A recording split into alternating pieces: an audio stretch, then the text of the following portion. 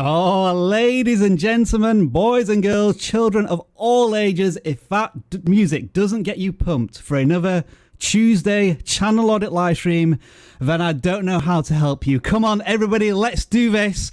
We're going to grow our YouTube channels over the next couple of hours as we invite you into our humble channel audit classroom where we share our knowledge and our wisdom and our thoughts and theories on how we might be able to help grow your YouTube channels. You are here at vidIQ, the YouTube channel, the YouTube tool, the YouTube Learning Academy that will educate you on your YouTube journey. And as always, I could not do this without our esteemed gaming co-host, Dan. I almost feel as if you are my live streaming partner in crime in everything that we do. And you've added a gaming control emoji to your name. I do like that. Welcome, Dan. How are you? I'm good. How are you?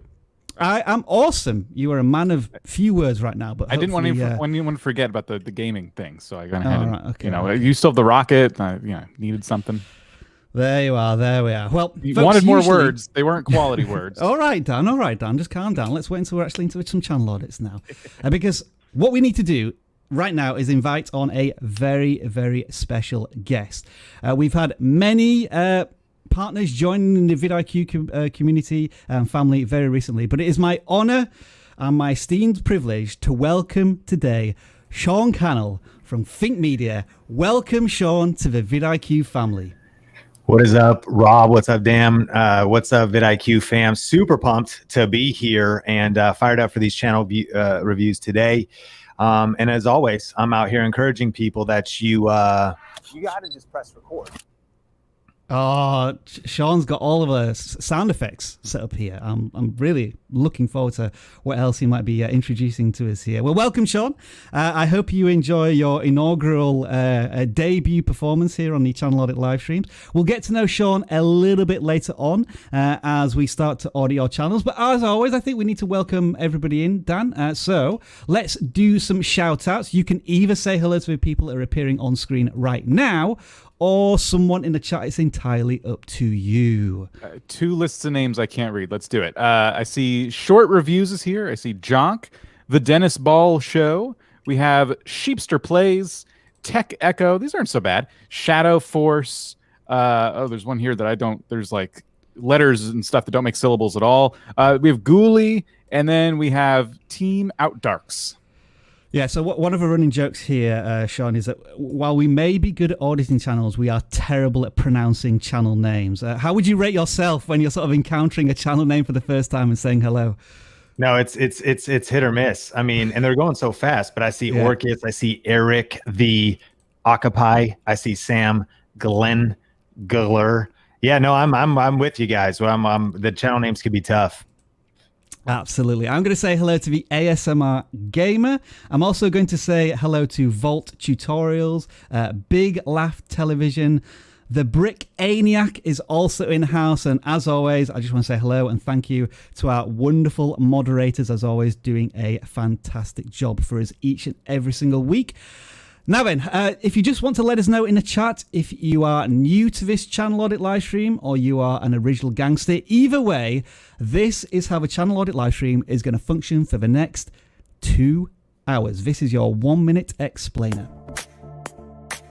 Welcome to the vidIQ channel audit live stream where we review your YouTube channels. There are 2 links in the description, one for gaming channels, one for non-gaming channels. Make sure you submit every week as we clear the form after every live stream. Channel audits are 100% free, so please don't send us any super chats expecting to receive an audit. And don't waste your time asking for one in the chat. If there are any alternative ways to get picked for an audit, such as memes, we will let you know during the live stream. If we can't audit your channel today, vidIQ has a channel audit tool working 24/7 for you. If you haven't already installed vidIQ, download it now for free. A link is in the description, and make sure to take advantage of our free 30-day trial. If you submit your channel for audit, expect the following. We are sharing nothing more than our knowledge, our experience, and our passion as fellow YouTube creators. It's up to you whether or not you take our advice. There are tons of links to lots of useful resources in the video description. Make sure to subscribe if you haven't already done so. Share this live stream with another fellow creator who may find it useful. And finally,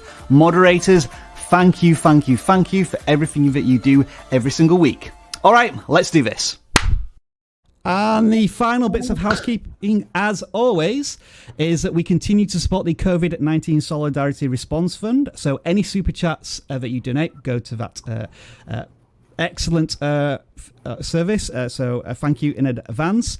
As always, we get hundreds and hundreds of channel submissions every single week. And unfortunately, we can't cover every single channel. But what we do in detail is talk about the fundamentals, whether it be thumbnails, channel focus. So what I advise you do right now is, if possible, on a second screen, bring up your channel so that you can take the advice and suggestions that we are maybe providing to a tech channel and see if you can apply those fundamentals to your beauty channel or your travel channel, whatever it is that you're trying to do on YouTube. And I think with all of that being said, I can't think of any other housekeeping things that I need to mention, other than if I just bring up on the screen here, we aren't just a 24/7 channel audit service. We do have a full range of tools that are going to help you grow your channel when we are not live streaming. We talk about many tools every single week, be it the channel audit, keyword research. We've also daily ideas, which is in beta and slowly going to be unleashed to all of our users. But one of the things that we love to do is celebrate your success. So one of the tools that we have here, if you download the vidIQ Chrome extension, is achievements. And it will tell you exactly where you are in your YouTube journey and what might be your next target.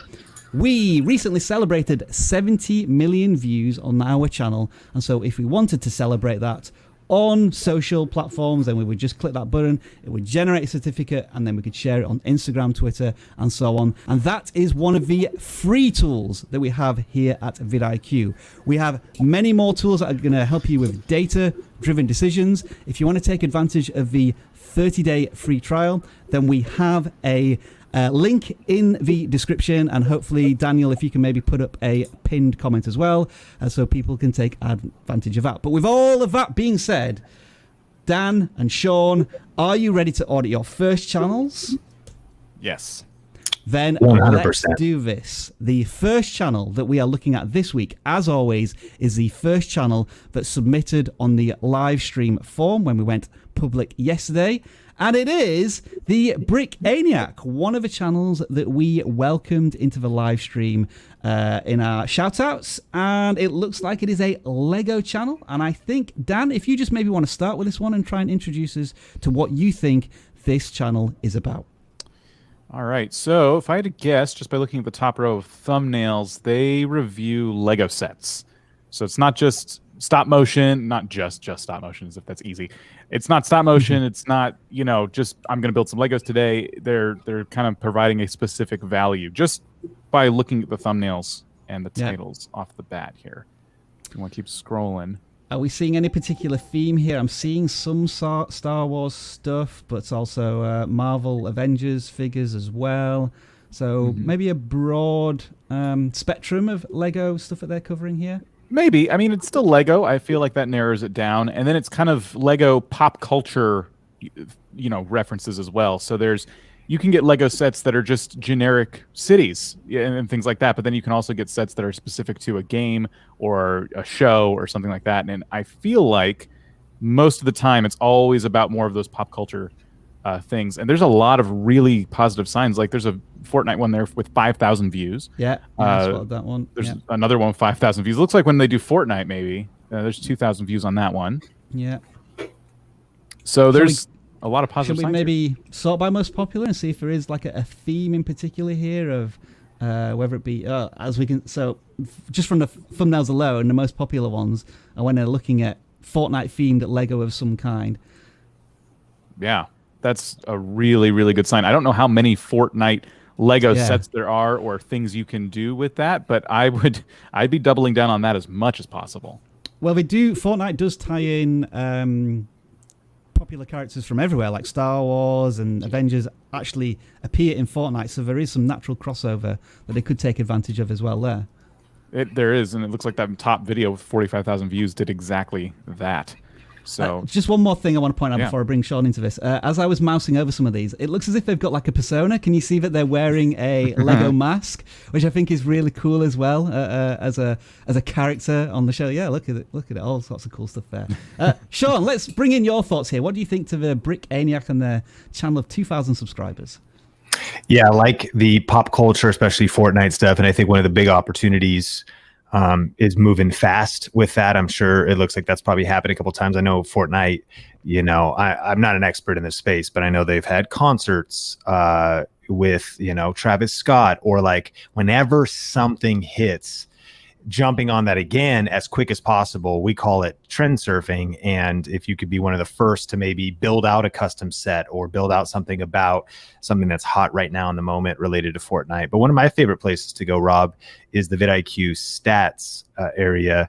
To me, this is kind of just a good way to measure channel health and to at least see if we're making progress. 5 uploads a month, 70 new subscribers a month, and 6,000 views a month. So we can see that that's traffic. And so then asking ourselves, how could we increase some of those numbers? And then, of course, trending 4 days ago. So that's not necessarily like an evergreen ranked video in search or suggested and recommendations, but great. And posting new content. Maybe just some general thoughts from either of you two about the thumbnails. To me, they look as if they're going in the right direction, but perhaps maybe a little busy in some places. I think too busy. This one in particular, far too many boxes on there, I feel personally. I would have taken one of those boxes. I like the value there, $75, and I would have picked the best one and then still had the arrow pointing to it, but you're probably going to get to all 5 of those boxes. There's no need to put all of them in the thumbnail. You don't have to tell the full story of a video in one thumbnail. And I think that's kind of one of the mistakes we see a lot with busy thumbnails. And I guess another thing I would maybe say is that there's perhaps not enough, how do I explain this correctly? There's not enough contrast between the foreground and the background. The thumbnails seem fairly flat in the sense that either everything's all in focus or, my eyes are tracking the entire thumbnail as opposed to a certain object or item in a particular thumbnail. You can sometimes read a thumbnail from left to right, top to bottom, and sometimes that's not as easy as to do. Having said that, with a channel with 2,000 subscribers, they're getting some fairly consistent views. Fortnite seems to be one of their strengths. Are they using the community tab? Is that something they can maybe take advantage of a little bit more? They're starting to use it a little bit, which is good to see. Voting polls, I think we would always encourage people to use whenever they can. They've used it previously a month ago. But yeah, that is the Brickaniac. They're our first channel to be audited. Let's move on to the first gaming channel that we're going to audit this week, Dan. And as always, we throw it over to you for your gaming expertise a little bit here. And we're looking at MIV, Stella Gaming, complemented by great editing. They have 150 subscribers. And on first impressions, I'm seeing Halo and lots of it. Yes. I don't know what the electrical storm is. I don't know if that's part of a game or it's literally something cool they saw. But it's definitely interesting. If it is just a storm that you witnessed, I wouldn't put it on this channel. I'd have a separate place for that, second channel or something like that. That's the only thing I'm seeing that's out of place. Otherwise, yes, the focus here is on Halo. And I'm only looking very quickly. There's been a lot of content in the last week. So maybe you're uploading quite a bit. Maybe you're covering this and I'm just missing it. But Halo Infinite is coming out soon.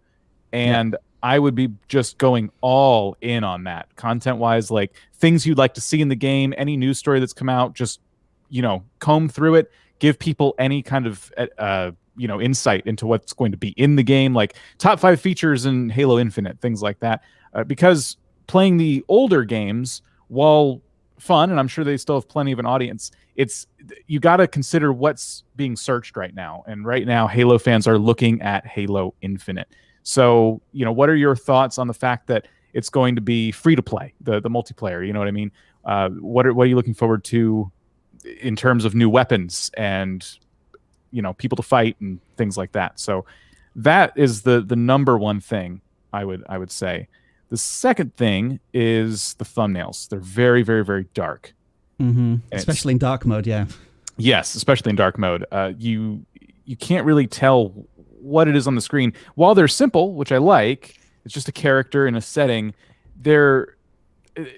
they're just dark. It's hard to tell what's going on. And then when I look at the titles and the thumbnails together, I'm not being really enticed to click on the video, if I'm being totally honest. It's just kind of like the name of the game and then the place in the game that they're at. But what's going to happen in this video? Let me ask you a question here, Dan. Do you know what format or style of content this is by just the thumbnails and the titles? Given the thumbnails, the titles, and the length of the videos, I'm going to say it's Let's Plays, especially when I look in the middle there. It says part 1, part 2. I have a feeling they just right now are playing through Halo based on, those factors. Which... So what with... Go ahead. Sorry, go ahead. Yeah, that's fine. If you're just going to play through Halo, I noticed you did a live stream 4 days ago and 3 days ago. That's the time to do it. That's the time to bring your audience in and just play through the game and chat with them and get to know them. If you're going to upload video on demand content, that's when you should do something a little more high value. Show off all the cool little hidden secrets. Halo's always had like hidden secrets and things like that to show off. Show off, your top 5 best moments from multiplayer. Just some of that content that's going to be a little more searchable and provide people a little more entertainment value, because right now, just the fact that it's Halo Reach Winter Contingency, that doesn't really mean anything. Not only is no one going to search for that, it just doesn't tell me what it is I'm sitting down for 24 minutes. And then just scrolling through the rest of the channel, they've been on YouTube for quite a while now, certainly producing lots of content over time. And I guess we just look at it here, Dan, where we feel as if this creator has a lot of passion and enthusiasm for creating content, but as it stands with these Let's Plays of fairly old gaming content, we're not seeing the traction that we would hope a creator would be starting to find, given maybe the amount of data they have, which would allow them to make better informed decisions on maybe where their content would be going forward in the future. And of course, as you say, with Halo Infinite on the horizon, that may be something to start keeping an eye on. I think this is going to be a point I come back to a few times today. It's something I've said before, but when you are gaming, you got to consider barrier to entry. And with Halo on Game Pass, I believe it's on Game Pass, anyone can access this for a small monthly fee. So because of the low barrier to entry to start making Halo content, you need to provide something, next level. You need to up the ante for yourself. So that's why we go into this like, well, what's the point of watching this video? Because I feel I can get this content anywhere. So give me that next reason to click on your video over someone else's Halo Let's Play. Okay, that is the MIV then. And so, Sean, we've eased you into this. We let you just contribute to the Lego one, but we asked you to pick a couple of channels before we went live. And so this is your time to shine. You are going to lead us off with the next channel that we're auditing, which is Wicked Awesome Gardening. What do we have here? Yeah, so as far as the clarity on the channel, I love it. A creative angle with the Wicked Awesome angle, but gardening just is stated what it is. Let's start at the stats. So I like to kind of see channel health and the vital signs. 90 subscribers a month, 8,000 views a month. I encourage everybody too, if you're watching, you want to make sure you have that vidIQ vision installed, so you can kind of just quickly look to see if green is growth. I like to just go for green. We always say, views are up 21%. That's encouraging. 24 uploads, which is they're definitely tapping into shorts. So if we go back to the videos, I have some thoughts, but my first thought that stands out is the thumbnails need a lot of work. I think they're a little busy by having the kind of a generic background of the garden, which is already kind of busy. And then layered on top of that is a photo that's a little bit smaller. And I think we can learn some principles that we can all on the stream and replay learn from, which too many words in the thumbnail. You do not need to restate your title in the thumbnail. I like to challenge ourselves to have no words and have max 3. If we can only have one word, like wow, or like seriously, or just one word or 2 words or three words, and that the title and the thumbnail together are power twins. So I could see, because I was watching some of these videos too, good videos, good content. I think the thumbnails would be just a huge opportunity there. But if we also go to most popular, then we can kind of see what videos have performed the best. A principle vidIQ fam that we like to say is success leaves clues, make part 2s. So what are the topics here that have done the best, and can you make apart too. I mean, naked gardening, probably that's the top one. So we need another one of those. But we also have, simple trick to increase lavender germination. That's a good title too. A simple trick to achieve X. That's worth writing down for everybody watching. Just thinking about the thumbnail here, look at how it could be increased even more by bringing the lavender more to the prominent place in the thumbnail, because it's barely noticeable there. And I don't know, some sort of like arrow pointing in a mysterious way, like, if you do this with it, that would be the secret trick. So it's great that this video is done well, but given the click-through rate, there's potential to make it even perform even better. Do even better. And I think there's a couple approaches to this to improve. I think one is at some point it's worth studying, say, mobile photography, or if you have a nicer camera, study the photography with your camera, and maybe take a Skillshare course or just watch free YouTube videos, because figuring out how to really take thumbnails well, in this case, you're going to want to take photos of the lavender, of plants. Time of day will really help them pop, golden hour, things like that. The other thing would be, and I'm glad you're taking it here, because we'll look at the most ranked videos. I would imagine that one's very clear up top. I like that one. That is top ranked. I would imagine that one right there, that with the beautiful lavender and the depth of field, shows me that was taken on a DSLR with, or a smartphone with the blur feature, and the lavender is much clearer, much larger, much more in focus. Or tapping into stock photography, because the viewer is probably not like, wait a minute, that wasn't the lavender from your garden. Like, you're trying to state a point.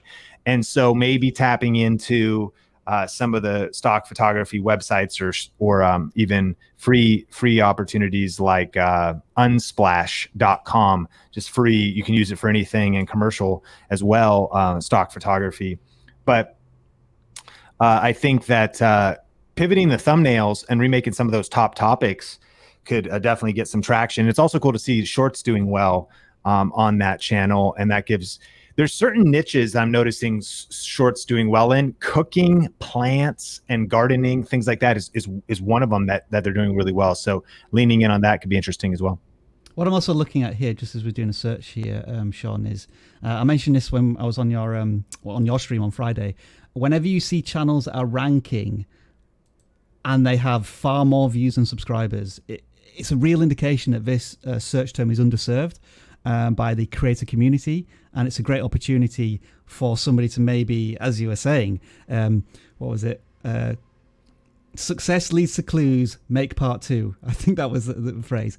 I mean, there's some clues here in the search and how maybe a creator could capitalize on it. This one in particular, I think this is a really good thumbnail when using text, but 100 subscribers, 10,000 views, that's a breakthrough piece of content for that channel. And I think this creator has kind of teased that on several occasions already so far. I do just want to mention as well, folks, Sean has this ability to come out with these 10-word phrases, which are amazing. And we do now have the clip tool on our live stream. So if anybody's willing to clip these Sean moments, please do so and share them, because I think they're so valuable.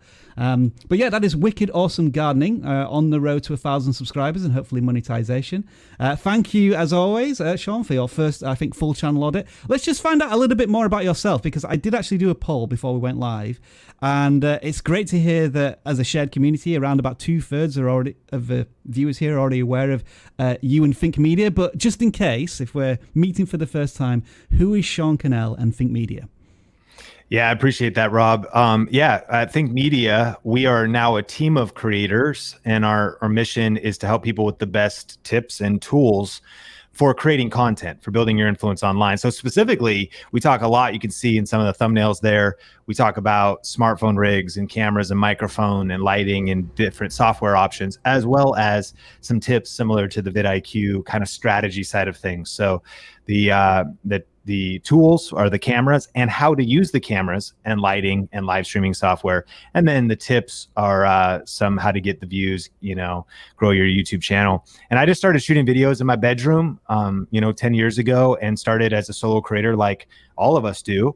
But we've been blessed to kind of have a growing team of creators like vidIQ as well. You've got, Dan and Rob here. So we have Omar and Nolan and Heather, and we kind of are each specialist. Like Dan's a specialist in gaming.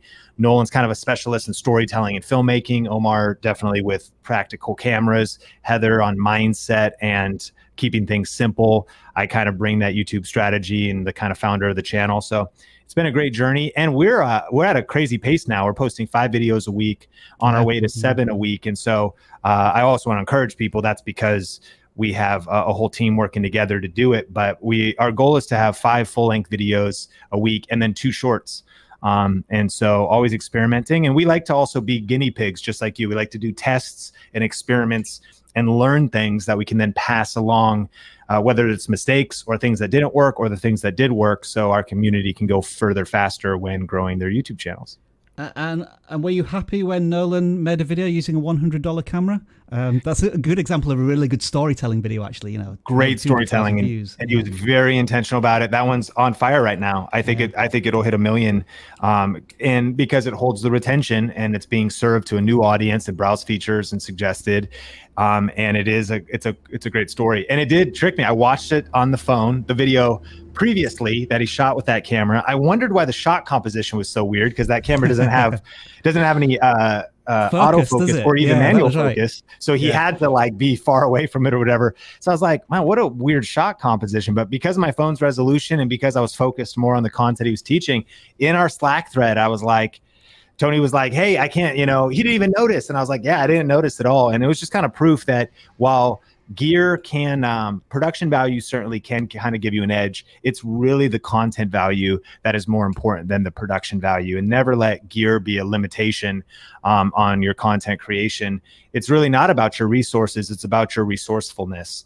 And he used a lot of clips, fair use, kind of breaking down some of the things that Mr. Beast does. And so that's, there's a lot of ways in this industry to just take what you have and start building with it. And then as you, generate a little bit of revenue, you can always reinvest that into gear. Because we're tech addicts, man. We're obsessed with gear, of course. But sometimes we have to realize it's really not the difference maker. So if you do want to add another YouTube education / tech resource to your YouTube journey, then make sure to check out Think Media. And also just finally, the last 5 videos, the one which I was on has got the most views. You are very welcome for that. Thank you so much, Rob. Yeah. That is accurate though. I mean, that's right. It's right there. Moving on, we are going to look at Milo C4X, and I think we're all now jumping into this channel as first-time impressions. So what are our first-time impressions? Whoever wants to chime in first, go ahead. Well, I'm loving seeing a short on a 30-subscriber channel that has 2,300 views. And I think that's right here, yeah. There's another one that's got 2,100 views. And so I think that's evidence that getting recommended in the shorts feed can get you disproportionate traffic to your current subscribers or to your potential previous content. I know, Rob, though, you dropped a lot of thoughts about what that maybe means or what that leads to, but nevertheless, I think it's interesting what's happening with shorts. So, I mean, I'd be thinking here about with the fact that they have 2 videos that have thousands of views. I think about mountain biking, I believe. This would just be something I'd be looking at for the next month at least, creating 25 to 30 shorts. The one thing I would just warn on, I think this video here is probably undercooked in terms of video length. I think shorts need to be at least 5 seconds or longer. So that's probably why this one didn't pick up any traction. And of course, because you're not really needing to concern yourself with thumbnails right now or anything. For me, it's just getting content out there and seeing, as you say, Sean, if there is a shorts audience. Dan, I just want us to quickly share this channel that who've been sending us some really lovely messages on Twitter. They are another mountain biking channel, and they've started shorts about mountain biking. Everyone's kind of using a cool variation of a shorts logo here, but look at this. A video about simply how to get off a bike 2 months ago, 2 million views. Thank you very much. I'll take that. And so I think the channel that we're looking at here, if they just want to look at KOM shorts as a director and influencer of where they can go forward. I mean, we don't have much here to talk about. We don't have too many bits of content here, but what they've done is promising. Yeah. I mean, Sorry. my biggest thing I would think is, like you said, doubling down on content. And it looks like if you go out at one time and you have somebody to help you film, it looks like, unless that's on a tripod, either way, my goal would be to brainstorm 10 titles, 10 ideas, 10 tricks that you're able to do, and then go film all 10 of those. And potentially, I've heard channels have success sometimes uploading 3 to 5 shorts a day. And it could be a volume game. And so thinking about how to kind of have almost like a conveyor belt, being intentional, but just getting as much content in the pipeline as possible, and then just getting it optimized and dropping it, dropping the titles on there and putting it out there. I'm glad they went back to vertical on, the videos, the last 2 videos, because I look at the shorts player and I think about the viewing experience for somebody watching. And while you can take any 16:9 video and do this to it to make it a short, is this the best experience for somebody watching in a vertical format on their phone? And I have a feeling the next video, the reason it did so much better, it has double the amount of views already, being a day younger, is because it has a better viewing experience. You put it in the right format. So just keep these things in mind. Always be making content for this audience, and do more tricks, do more BMX tricks, or mountain biking tricks. And yeah, like Sean said, like start with 10, just sit down and brainstorm like 10 ideas and go out and film all of them. Here's the thing, they are setting themselves up in terms of expectation. We had just the jump, then the big jump, then the even bigger jump. I mean, where do you go? We're going to be cycling off skyscrapers and things. Obviously, do that very responsibly if you can't. I don't know how you do that. How do you do that but responsibly? I don't know, Dan. I don't know. Maybe on a computer game or something. But yeah, it looks as if finding this little niche of jumps in particular is going to work for the channel. But yeah, just be aware of the video length. I don't think that was eligible to be a shorts. But that is the start of your YouTube journey, and the fact that you've already got 30 subscribers and videos with thousands of views, very, very promising indeed. All right, as usual, we open up our creative artists on Twitter, and given that Sean was going to be our special guest this week, we wanted you to, I guess, kind of meme us a little bit. And the winner this week was, let me just find, who was the winner? I think I've accidentally gone back too soon. Yeah, that was it. The winner was Dave Eddy, who I don't know if you're happy about this, Sean, but a bit of a copyright infringement. They kind of switched our logos and things so that we're now I see the swap. vidIQ Media and there. So the winner there was Dave Eddy. So he is obviously the winner. We will audit their channel now, and it looks a little bit like this. Now, one of the things we often struggle with here with channel audits, Sean, is auditing music channels, because they always seem as if they go in a very, very different bucket. So maybe just before we go into the particulars of this music channel, if you are sort of guiding a musical artist on YouTube, what are the general thoughts that you maybe are able to provide? Yeah, I mean, the 2 big thoughts that I think any channel, we actually had the chance to talk to Gary Vaynerchuk at VaynerMedia, and he summed it up pretty simply. And he said, I see 2 big categories when it comes to YouTube content. I see entertainment and I see education. If you're in a music channel, you got to know, are you in the entertainment, as in, I want people to like my voice, like my music, like my covers, follow my content eventually. What's your end goal? I want them to listen to my Spotify, listen to my or just watch me for the entertainment, mukbang, metal, creative. What am I doing to get the views, get a wide reach to a wide audience, which is usually as many fans as possible, the entertainment side. For music, a lot of times where I encourage people is if they do want to go the education route, and we've had a couple of our students and a couple of people in our community, because they're already musical creators, they go the route of also or leaning into reviewing pedals. And so my friend Miguel was doing guitar pedals, home studio, soundproofing, even though him and his wife were entertainers making EPs, etc. So I think planting your flag on that, to me, this is going the entertainment route. And I actually think it seems like a lot of smart things are happening here. Music, tied into the TikTok culture, some pop culture things. The views are definitely coming in on certain videos here, but that's my impression, is that it's an entertainment channel.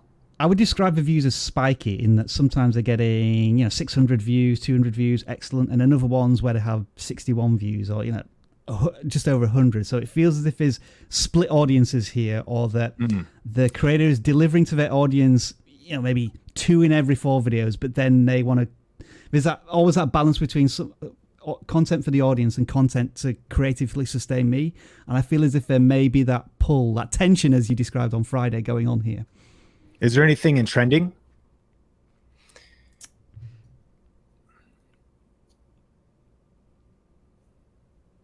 Seven months.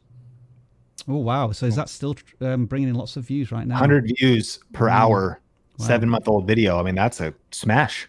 750,000 views. That's probably going to be contributing maybe at least half of their subscribers.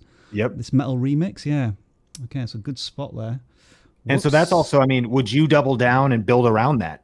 The metal side, maybe looks like metal tied into anime a little bit, which is, it looks like maybe generally that's kind of the angle, but consistently, if sometimes your breakout video could take you a direction that you just were experimenting with and you didn't really want to go that direction. But that's where I also think about doubling down. I have lost my most popular filler, so I can't sort by most popular, which is frustrating. What was it? It was Metal Remix, wasn't it? So if I just put in Metal, I'm just wondering if we can find any other videos with that reference in there and see if Metal in particular. Yeah, it looks like keyword. There. Oh no, that's a different one. It's the same anime girl in the thumbnail on the a newer version. So he's definitely doing the part 2s around it. Oh, there we are. Look, 20K, 37K. So it was definitely okay, and hit. Also an hour long. So that's kind of that's interesting on the 1 hour. I wonder if it's just looping or people want to play it in the background. So I think it's, as you say, it's one of these channels where they've had their viral moment, but was it intentional for the channel, or were they just thinking, I'm getting really frustrated with YouTube, I'm just going to throw this up here. I don't really, I don't really enjoy making it, but it's got loads of views, but I don't want to take my channel in that direction. Well, really quick, let's click on that Spotify or Apple Music in the upper right-hand corner, because I go back to this on their social media links. Like, what do you want to happen? And it looks like this would probably be some original music from Dave Eddy. It's 4,400 listens every month, which for an indie artist is legit. So now this looks like original music, and so I'm maybe getting clear, and I actually feel like Dave's pretty clear on this. It's just how I would break it down. Try to make your plan as simple as possible. Okay, do I want to make money off Spotify listens, or can I be hired to be on, as a contract musician or whatever? Is it just about pure top line awareness for my original music? And then what would also map to that? Because maybe somebody following a TikTok trend may not want to map over there, or maybe it will. And it looks like that's part of the goal. So I'm sure some of that original music is on iTunes as well. And yeah. All right, so that is Dave Eddy. Sorry, Dan, if I didn't bring you into that one, but I'm going to let you lead with the next channel, which I think is the one that you picked prior to going live. It is the TheCGMaker registered trademark. What are we looking at here? Yeah, so this person makes stuff on Blender. And this is a skill that I've always been kind of curious about, but nothing I've ever actually had the time to dive into. So whenever I see somebody with these skills to make things out of thin air in 3D animators like Blender, I get really excited because there's a lot of potential here. So there's a few videos that have kind of stood out to me. The biggest one is this one at the top here, the G-Scatter Blender add-on tutorial. And that one for this channel has quite a few views, 1.4K. And other than that video, and let's see, I look at the most popular here. Yes. So there's some simple stuff like fluid simulation. I say simple, meaning the concept is simple, not the act of actually making that. But they teach you how to do things. So there's a lot of value given by this channel with tutorials, but then they try other things like these, they're trying shorts with some satisfying animations. They posted that one a month ago. It didn't really take off. I don't know if it's in the right format because it looks kind of wide. Maybe it's square. It might not. Oh no, it's a short. I think it's okay. But I guess my question is this satisfying enough? Because the right. promise I'm not really sure if that delivers enough. I could be wrong. I don't know. Maybe if everybody watching the live stream now is mesmerized by this. It's a great loop. I mean, you could get stuck watching this for quite some time on the short shelf, even if it was just one rotation of that. And YouTube does encourage making loops. But what I wanted to point out this would be better as like a 7-second short loop. As that was interesting because it could loop and it could be much shorter. Yeah, and people could still end up watching it for like a full minute before realizing. The thing I wanted to point out was that are there any more of these tutorials you can do that help people get better at Blender? Not just here's how you make, fluid, but these add-ons. This was kind of a light bulb moment for me. I've never considered, because I don't know anything about Blender, I never considered that there's the software and then there's all these add-ons that exist. I would be taking a look at different add-ons that are being made for Blender and reviewing them at least once a week or once a month, whatever your pace is. Because as an animation channel, this stuff takes forever. Animators have always told us, like, I can't make a video every week. Like it takes me a really long time, and I have a job. So it takes them a long time. So you can take a break from actually physically animating something or teaching a complex animation, like how do you make these Among Us characters?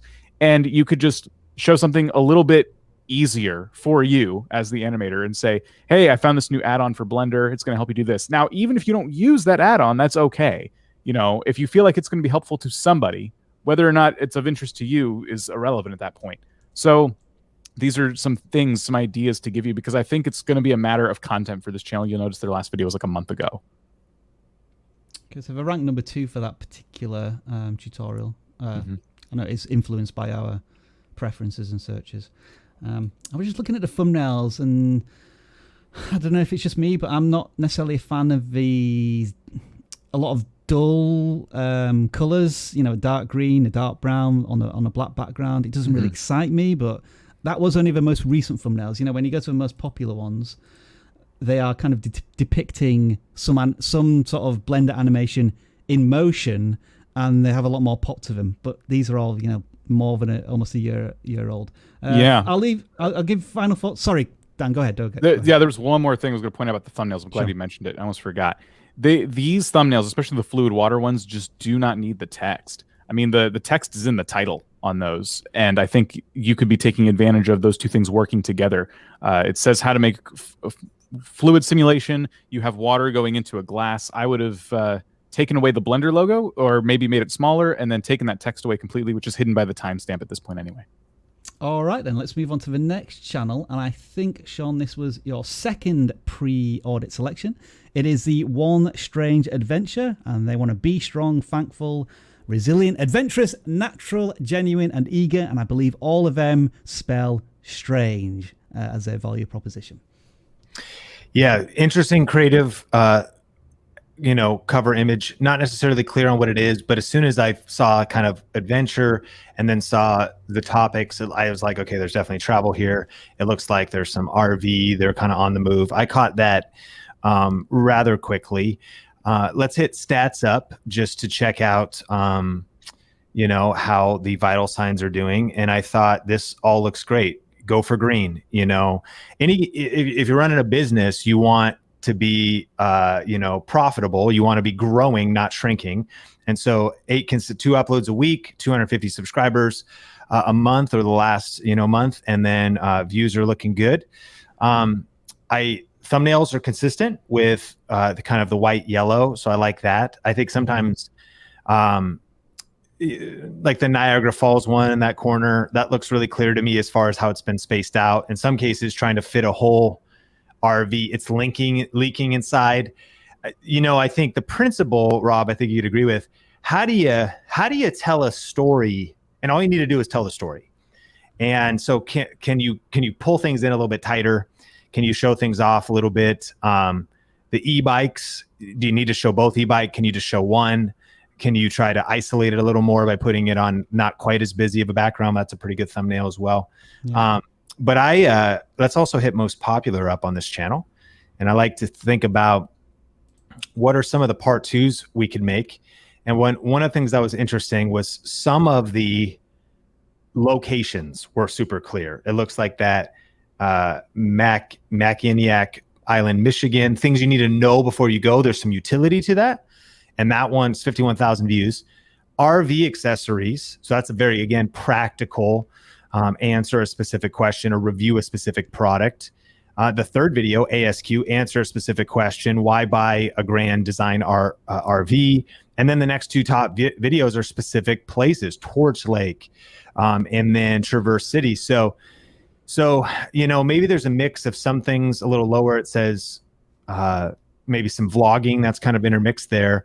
But a lot of times when you look at some of maybe the highest impact videos, they're people that are stopping by to see an area that they might want to travel to, or to learn hitching, to learn the best accessories, to learn practical things for their own RV journeys. And so again, what are success leaves clues? What are some part twos you can make? Or what are themes that you see in your highest performing videos that you could double down on that could double some of your metrics in the stats that you're getting every month? Very small observation, but I'm noticing a blue theme in the thumbnails and the text for these most popular ones. I don't know if it was a conscious decision. I think we're more on a more of a yellow-white vibe right now. I don't know if that, has something subconsciously that impacts the audience. I think what I'd also be interested to know here from the creator is the traffic sources. Like, if you do a video about an RV, do you get traffic sources more from search, or does it come from browse or suggested? I'm wondering how the changing of the topics influence where your audience comes from, and just being aware of that as you're making different pieces of content. I think the thumbnails generally are very well considered and thought out. Very strong use of text and imagery, and so it's one of those where we're still trying to pick holes in the thumbnails, but I think they're at a very good grounding level, but you always want to be moving to the next step of improvement. So, Dana, anything you've spotted here, or do you think we should move on? Nothing I've spotted, but have you taken a look at like van life kind of thumbnails and things like that? That might be a good place for this creator to kind of look if they are looking to improve. Is it necessarily van life? It's not, but I think it's the same audience personally. When I looked at the description, it looked like there were a family who do regular jobs, but they try and go out on adventures at the weekends. So it felt like not necessarily van life, but more RVing. I don't know if that's a strictly different audience, but it felt a little different. Maybe nuanced in the RV. I'm curious, can you click on the YouTube membership just to see? I'm just curious what they've built there. And so $2.99 a month. They do some live streams, Facebook group. They have member shoutouts, priority reply to comments. That's interesting to see too, building their community out and leveraging that tool. Mm-hmm. Yeah. Where's that Amazon link go next to the YouTube membership? I wonder if they have a influencer page or like maybe a favorite. Yeah, so they've got their Amazon influencer page and not a lot of things on it. And so, but that's, okay, here we go. So we go down and so we have a couple things highlighted, and yeah, this is, that makes sense as well. So, I mean, a really good, solid niche and concept, RV tips, RV kind of community. They also said travel vlogs when you were showing the about page, but there's already growth and momentum on the channel. Yeah. So I think doubling down on some of that, and yeah, I like that you're on the community tab there as well. What do you see? I think they could maybe be using it a little bit more. They're using it once a week right now. So I think there's opportunities there to expand on their community a little bit. But it's good, Sean, that you're noticing something that we sort of rarely look at sometimes, is like the empire building. What are they doing beyond just their YouTube channel in terms of, the Spotify channel that we looked at before, and now looking to, affiliate links with Amazon and stuff. And it's good to see that, as a channel of 5,000 subscribers, they already think they have that mindset, which is good to see. And I guess what we should also say here is, just from a channel health perspective, 5,000 subscribers, each video is getting between, I would say, 500 to 1,000 subscribers. That's not a bad return on investment just from that subscriber count. I think that's encouraging signs as well. So that is One Strange Adventure. Let's move on to the next channel, which I'm just trying to remember which one it is. It is our Discord selected channel. Dan, can you just tell us a little bit more about why our Discord channel is so valuable when we are not doing live streams? Yes, this is my favorite room here in the Discord too, the one that was selected for the photo. This is the thumbnails room, but there are a lot that focus on a lot of different topics and aspects of YouTube. People go in here though, and we've talked about thumbnails a lot already today. We'll continue talking about them today. And people like to start making a thumbnail, throw it into the Discord and say, hey, this is kind of what I'm thinking for my next video. What do you guys think? And the feedback starts coming in. So if you're looking to up your thumbnail game, get better at creating titles and things like that, this is a great place to go. What it's not is a community of people who are just spamming their video links. That generally gets people removed. But there's a lot of value in each and every channel and a fantastic community of creators just like you at various different aspects of their journey. And then every week we pick a channel that has been super helpful. They generally don't know we're going to pick them for an audit. And we go ahead and throw them up on the screen and give them an audit as a thank you for providing so much value to the community. And that channel is Instinct. And what is that? Their goal to hit 99 subscribers in their channel avatar, maybe. Let's do a quick scroll through here, Dan. I'm getting the gaming vibe. I'm getting the Minecraft vibe. I'm getting the vibe that this should be one that you should give us some feedback on as a channel audit. Yeah. So I think Minecraft is coming up more lately. And then it was Fortnite from a year ago, yeah. Okay. Yeah, so I'm going to say they probably pivoted and they've come back to Minecraft now. If you're going to go all in on something like Minecraft, you might consider unlisting your older Fortnite videos, especially if they're bringing in audience and people who could potentially subscribe for those and you're not making them anymore. Given the low view counts, I don't know if they'd actually be doing that, but this is the stage of YouTube where they should at the very least be creating as much content as possible to kind of cut their teeth in various different ways. So if Minecraft is the thing you're doing, just like the Halo channel from earlier, what is the specific value of this channel? And what I'm struggling with are the thumbnails and the titles. As a Minecraft player myself, I'm not sure what some of these things are. Like playing Terra Swoop Force for maybe that's just a whole other game. My bad. Life, a Minecraft montage. Kind of vague. It also says 2-clip montage, which is not necessarily a montage. And the thumbnails are just kind of busy all around too. So a lot of different things could go in here for telling the channel how they can improve. But the biggest thing we could say is focus. We definitely need a stronger focus. If it's going to be a Minecraft channel, what specific are you bringing to the Minecraft community? And if I'm subscribing, what's the next thing I'm going to see? And from my first impressions viewer point of view, if I look at this channel and then I think about all of the Minecraft creators that exist on YouTube right now, what is different here versus another channel I might be picking? And, that's not necessarily a criticism of the creator.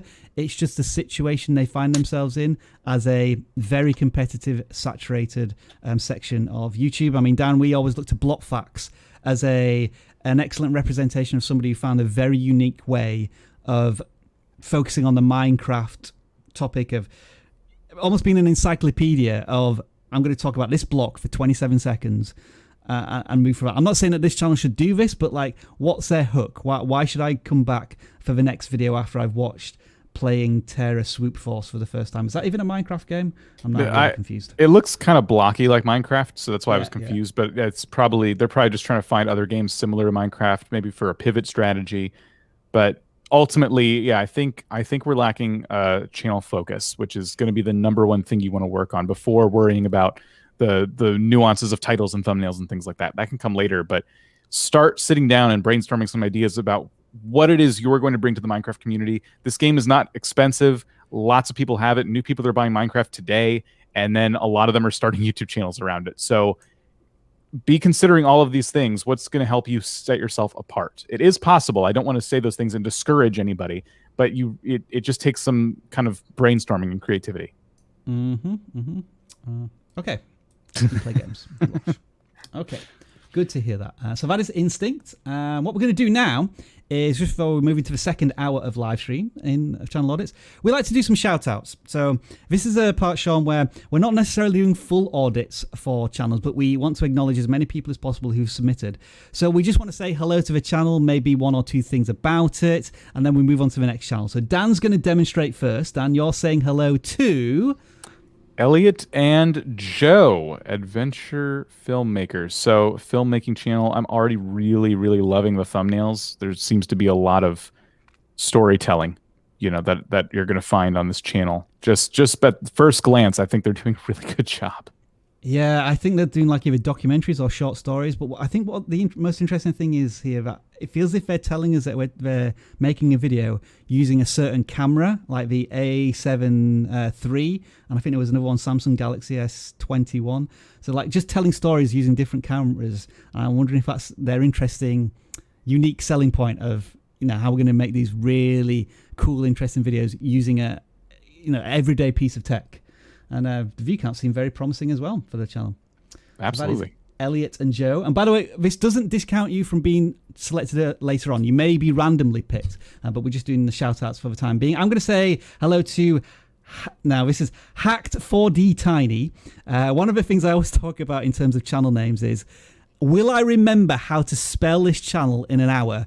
And I might struggle here a little bit because it's not got the vowels and it's got a 4 in it, but that's just one of those things. You've got 1,700 subscribers. You are what looks to be a Fortnite channel doing live streams and matchmaking.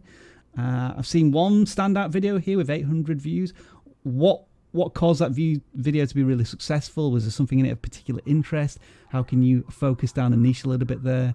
But it seems to be mostly live streaming here on Fortnite. Again, very competitive, saturated area of YouTube. How do you make yourself the go-to person for a particular style of live streaming when it comes to Fortnite? So, Sean, that's how we're introducing the channels. Do you want to try with this channel? Yeah, shout out to Pox Muffin. Strong avatar and cover image.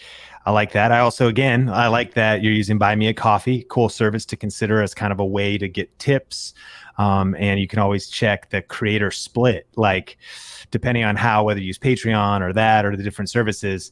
A lot of times YouTube's taking 30% of things in terms of channel memberships. So there's some places where, maybe more money makes it into your pocket. A lot of shorts. I love seeing the shorts happening there and some significant views at times, 2,400 on that one.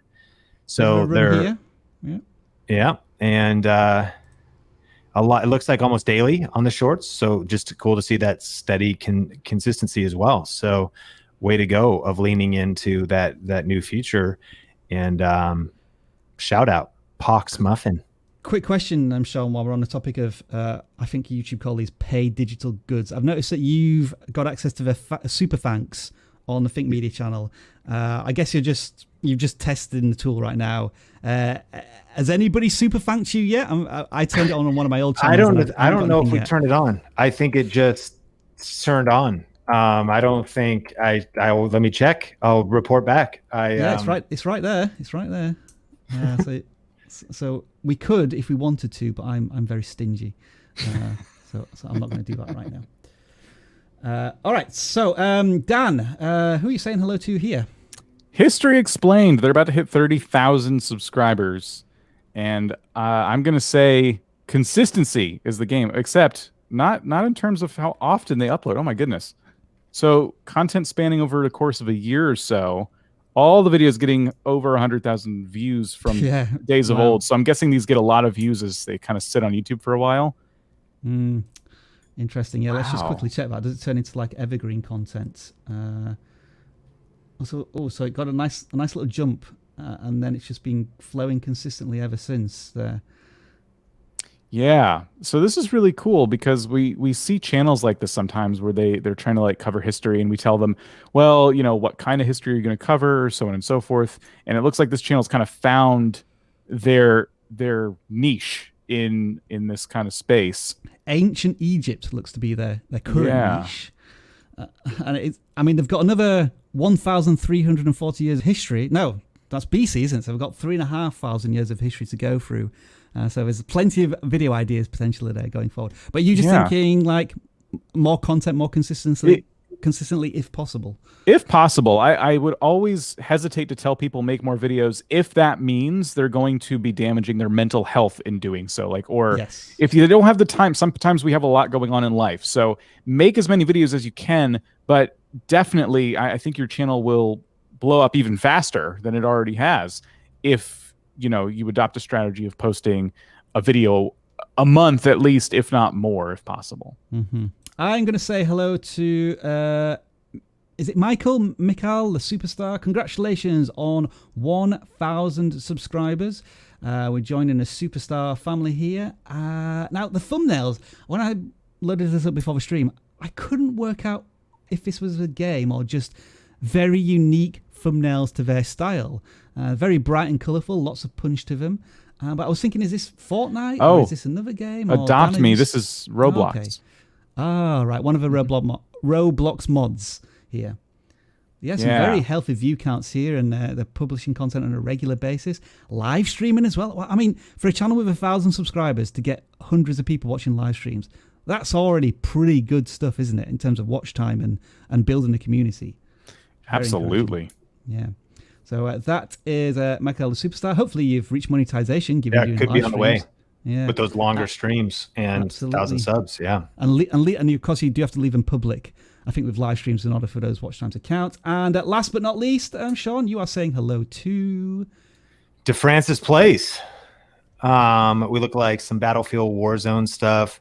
Like the thumbnails. I think some of the things we talked about earlier that improve the controller, hand throwing it up, the controller there, just simple, less is more. I like the Warzone on PC with the explosion behind the PC case. That one really pops for me. So liking that. Show me the stats. Let's check out the channel. Check out what they're doing traffic here.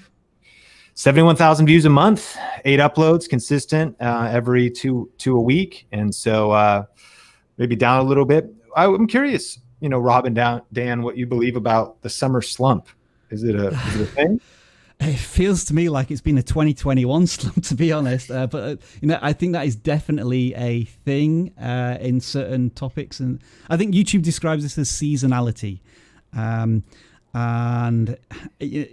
when is your audience watching YouTube content? And you assume that maybe with gaming, there's people maybe of a younger demographic are certainly out more often. So as we get back to school, maybe that's going to increase. So yeah, I mean, how do you spend your time then? Do you start to invest in upping your editing skills, the behind the scenes video production type of thing? And also, I guess another seasonality thing is this game still relevant?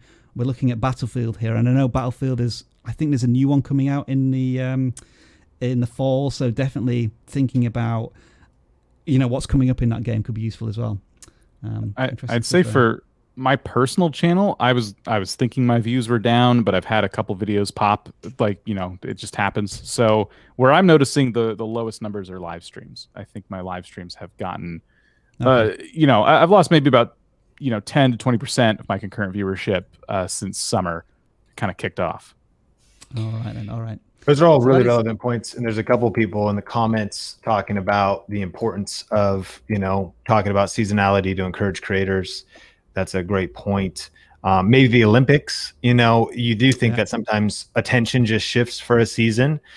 And potentially, like, for example, I'm in Seattle, and I grew up here. We're just here part-time, and summer's amazing. And so it's like the time you'd want to go outside, and it's incredible, but then it shifts and it's rainy and cloudy and cold.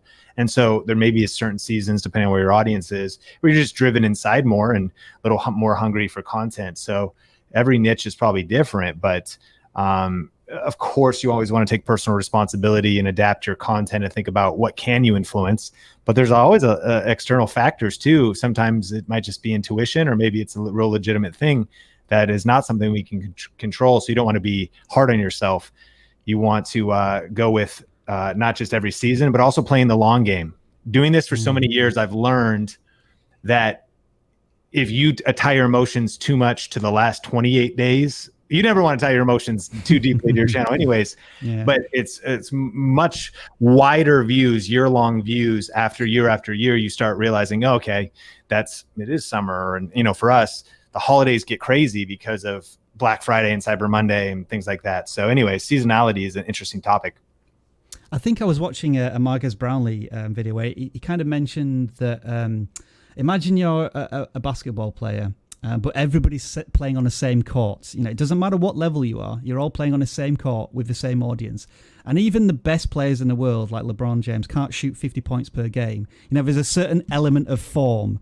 And, you know, with YouTube videos, I think, you know, not necessarily as much to do with form, but I think there are other factors that are always influencing how your videos perform. And it's a really good way of saying that you shouldn't always be basing your performance based on the last video or the last couple of videos. It's certainly, I think, as I described on Friday, Sean, it's no longer even a marathon. It's an ultra marathon when you're doing 200 kilometers.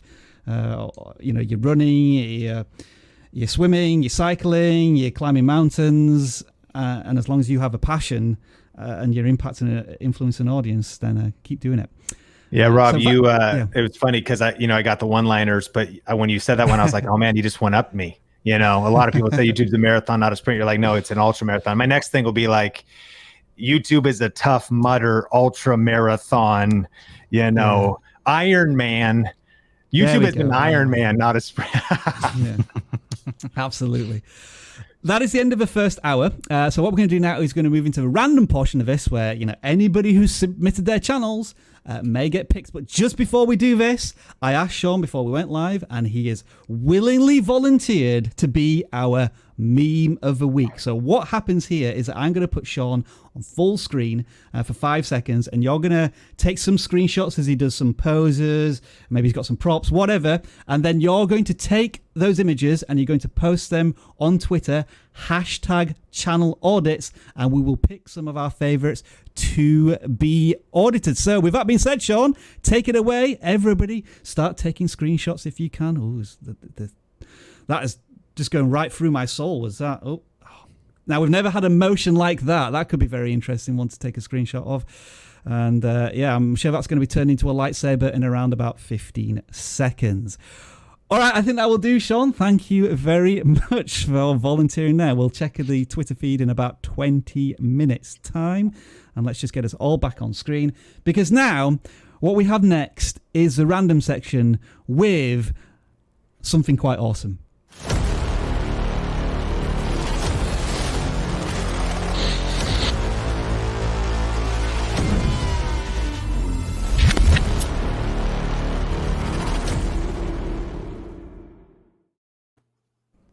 Round of applause there, Dan, for the wonderful time you spent on that. It's very well done, as always. So I'm just trying to load up the actual claw in the background so that we're choosing the right one. All right, let me just get the numbers in there very quickly. So this is what happens. We have this claw on screen, and it's going to pick some numbers, and we have the two forms here.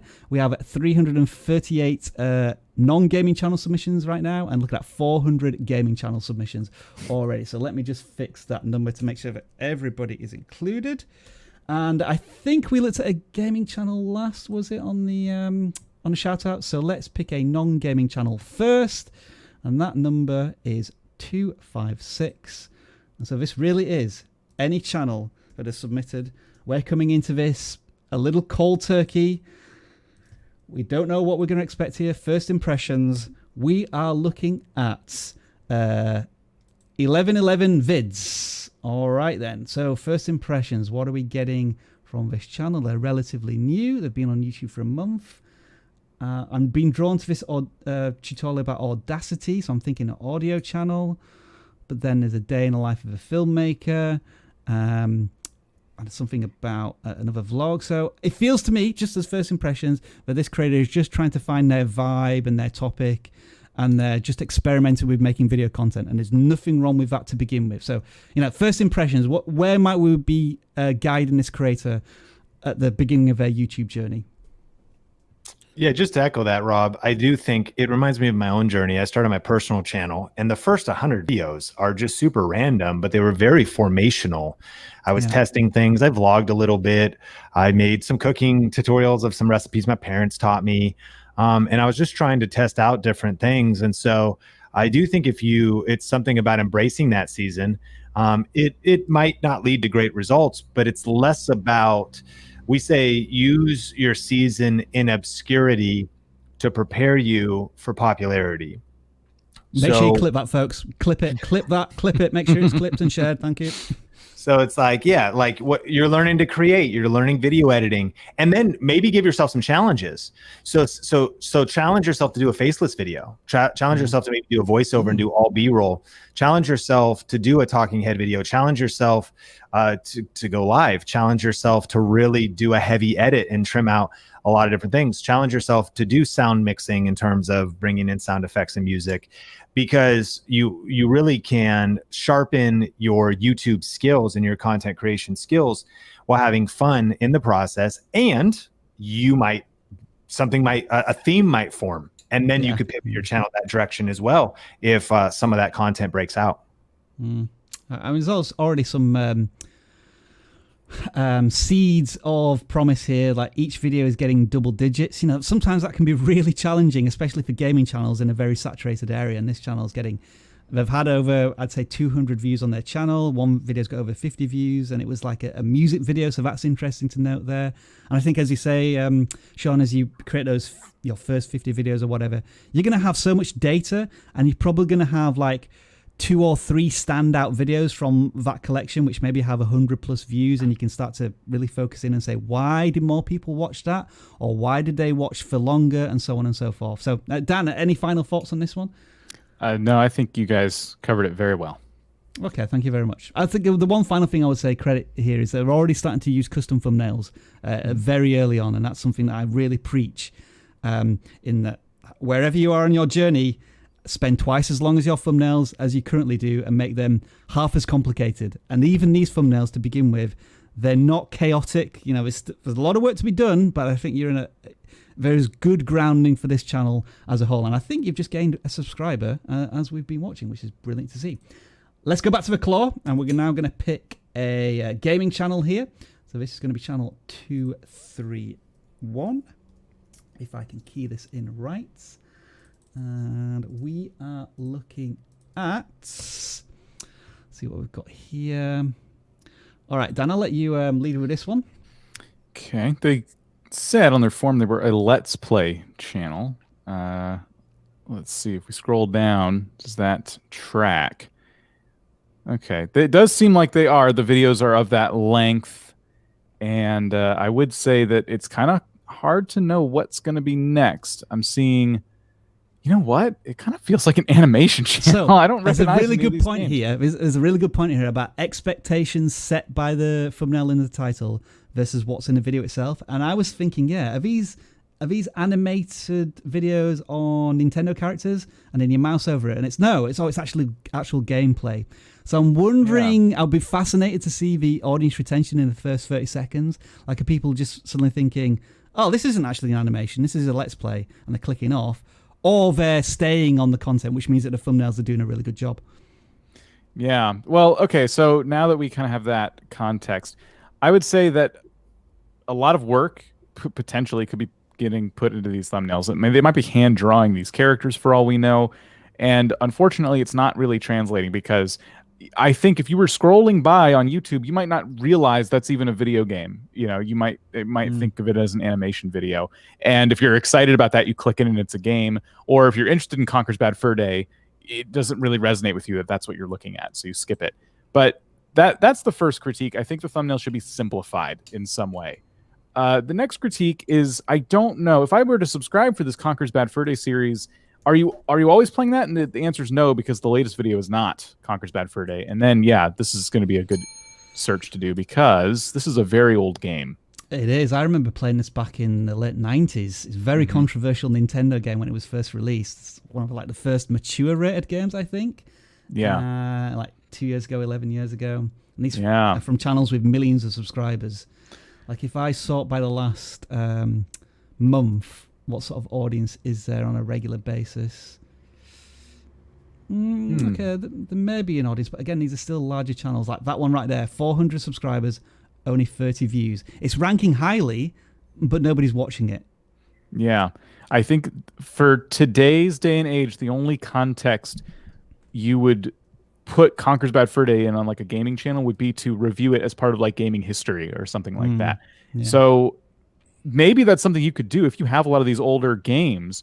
You could probably, do a series of like, oh yeah, what was Conker's Bad Fur Day like? Why was it controversial? but you're just kind of playing these games. And the biggest problem with that is that it's hard enough when you're playing a relevant game to kind of just do Let's Plays and get discovered with titles like Minecraft Episode 1, for example. But when you're playing games that no one's even thinking about, that are not on the forefront of anyone's mind, you're fighting this kind of impossible uphill battle. So I don't want to like burst this person's bubble completely. They've probably learned a lot about making videos and kind of, if they're providing commentary, you know, coming into their own on the mic and everything else. But I would consider everything you're doing kind of practice, and I would start to kind of reinvent your channel a little bit. That's unfortunately, it's a blunt thing to say, but it's the best advice I can kind of give here. Mm-hmm. Sean, I'm just going to move on to the next channel, but if you do ever want to chime in on any of the gaming stuff, do let me know. Dan just does such a good job that I kind of leave that to him on occasion. So the next channel we are going to look at here is a non-gaming channel. They are called Yahaya Champ 21, I think. Hopefully I pronounced that correctly.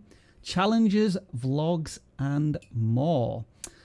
All right. So if Travis was here on a live stream right now, he would be he'd be rocking back and forth, slightly agitated at the "and more," because it's kind of that catch-all thing in a channel banner, which ultimately means nothing in terms of, you know, what a potential target audience might mean. So is it really challenges, vlogs, and more, or are you already doing just challenges or just vlogs?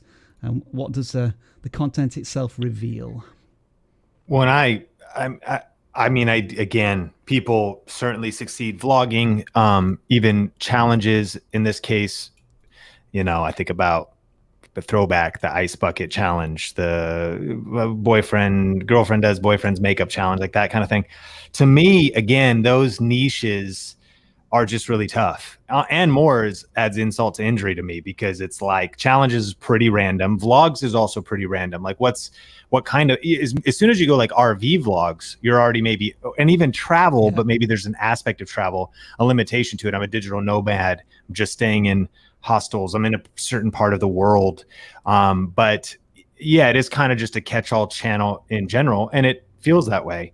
And so with as much content's been being posted, though, I do think, obviously, clearly the ability to create content, the ability to be consistent, I would think about sharpening and maybe niching down within this. And then thumbnails as well. They feel kind of old school and sort of busy or kind of cluttered to a point. And so, you know, I think to me, this is my perception. The reverse engineered ambition is I'm trying to get famous, like by being an entertainer. And I hope that I just get an audience for doing challenges that want to watch me be funny and then want to watch me be entertaining or interesting in my vlogs.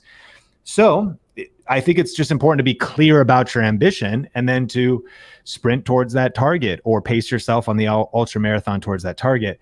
My question, though, is if you get a little clearer, there could be a more practical path to success by niching down or kind of bringing some more focused strategy to the channel, because it just generally feels, again, it feels like it's on brand for what you've promised on the cover image, which is that it's kind of all over the place.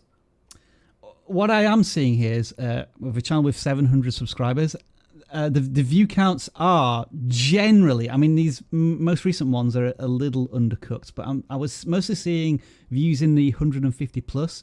So I was encouraged to see that it looks as if the audience is returning on occasion. And a couple of themes I saw here was this one here, my last day of school, vlog, very emotional.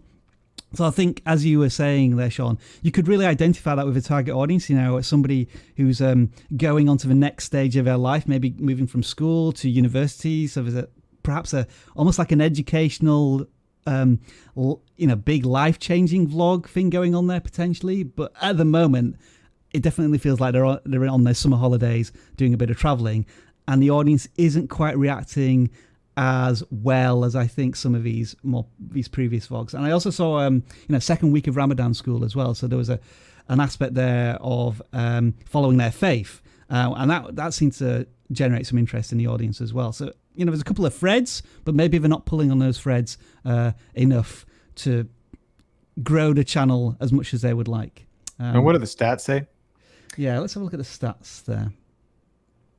So a little bit in the red. I was still publishing lots of content, more now actually, in the last month. But I mean, to your point, like if you do see at some point you want to audit your channel, and if you do see some trends and you do see some momentum and you have some self-awareness, I actually think there's something about maybe really leaning into vlogging, storytelling, and in that case, then it's making the commitment of what is it I want to do, and then I would try to level up best practices. I think the titles could use some work. I think the thumbnails could use some work, and I would study the best storytellers and vloggers, because I hope this comes across encouraging. To Rob's point, 500 views, 700 views when talking about your faith or when talking about a transition in school. So if you drill down on strong topics and continue to improve as a communicator, storyteller, video editor, and really lean into things, I think it's just something about being bold and making a decision that, no, I want to keep vlogging. Like, then I want to learn the best practices of vlogging, trim in the fluff. One practical thing when vlogging too, I think that's interesting for everybody watching as well, and this is a good challenge in general. If a lot of times your videos are 10 minutes or 12 or 16 or 32, try just cutting them in half. On our Video Influencers channel, we were interviewing Jeremy Johnston, I believe. That was one of the big things they did, was they took their vlogs from 15 minutes to 7. They took their vlogs from 10 to 5 as a challenge to really trim the fluff, force them to be better storytellers and whatnot. It actually they were really studying their audience retention curve, caused them to grow at first. And then they actually started to extend things out, because now they had optimized content and they'd sort of learned and just taken things to another level by giving themselves that challenge. And so vidIQ family, I encourage you, give yourself a challenge on one of your next videos to make it half short, but twice strong. Yeah, my current 1%, or what I'm trying to focus on, is trying to get audience retention to 70% or above in the first 30 seconds. I've been really working at that hard for the last couple of months. One thing I would also just suggest as well to this creator is, I think, I could be wrong here, but here's what I think is happening with your channel. I think your return viewers, this purple line here, I think that's probably just diminishing a little bit right now on your channel, because these latest videos are not as interesting to the audience as previous content. I could be wrong about that, but just seeing the travel vlogs versus what you were doing before, this is a really good sign of when your audience is maybe not reacting as well as they used to. And this is now done at an individual video level. I will desperately want to do a video on this very soon, at how now you can go super granular and say, okay, so my latest video, if I look at my audience here, and this is really incredible. Like when I look at this, maybe that's a little too recent. I think this one should do it. It's an astonishing analytic when I look at this, and just how few people, some videos reach new viewers, but look at how many people return, and it's engaging that audience as frequently as possible to grow the channel. I'm not talking about subscribers here. I'm talking about your active viewers. So giving a look at this analytic may be worth doing as well. Where are we then? All right, I think it's time, Sean. Okay, all right. Here we go. There's a lot. Let's have a look at this. People have gone to town as usual, I guess. All right then. So that was the first one. All right then. Let's see what we've got here. It's the banning. What is that? A yoga stick there? Maybe. That's not a bad one as well. Very funny. Ooh.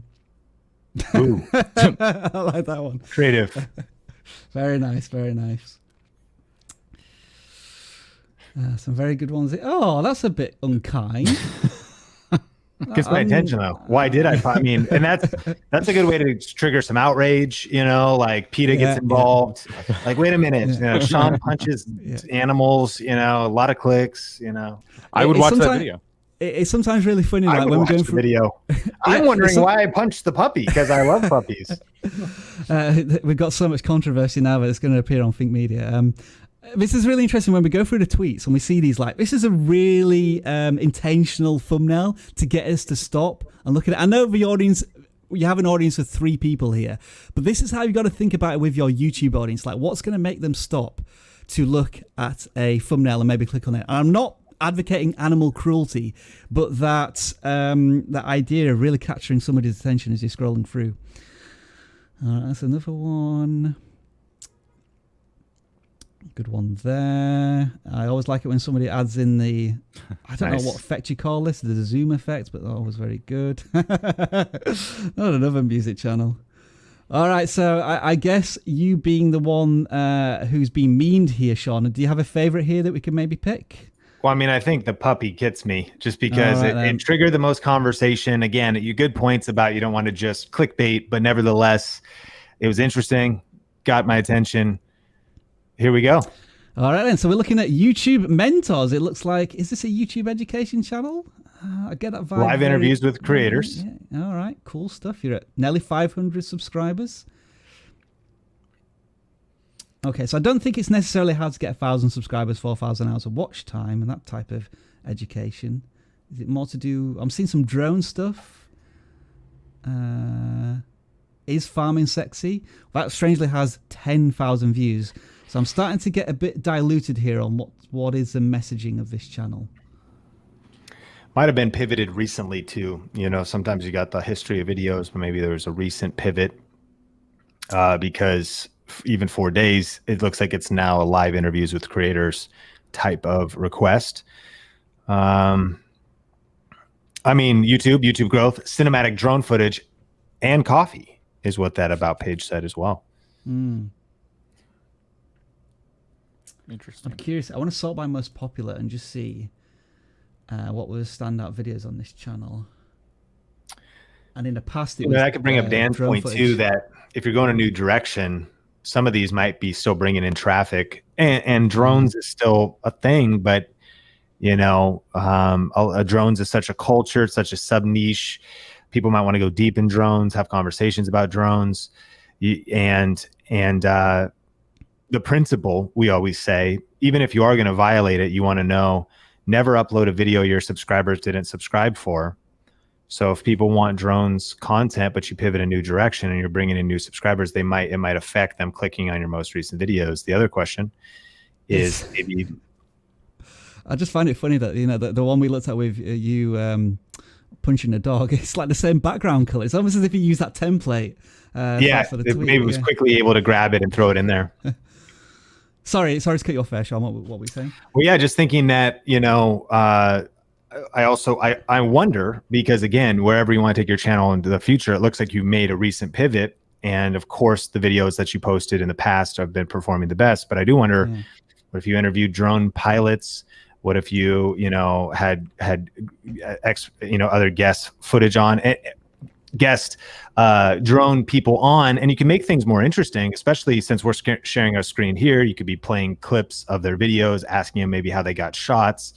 I don't know if that show exists. Maybe it does, but of course, the YouTube creator niche is in and of itself. There's some big players and have certainly more welcome, but trying to find a way to be different, and you already have some momentum on the drone side of things. So those two things are kind of interesting, because it seems like it was that in the past. It's still that in the about page, but now you've sort of pivoted a new direction. And as Dan mentioned, again, your current subscribers may not be clicking on your new stuff. And sometimes if you're going to force that pivot, you just force it and deal with the consequences.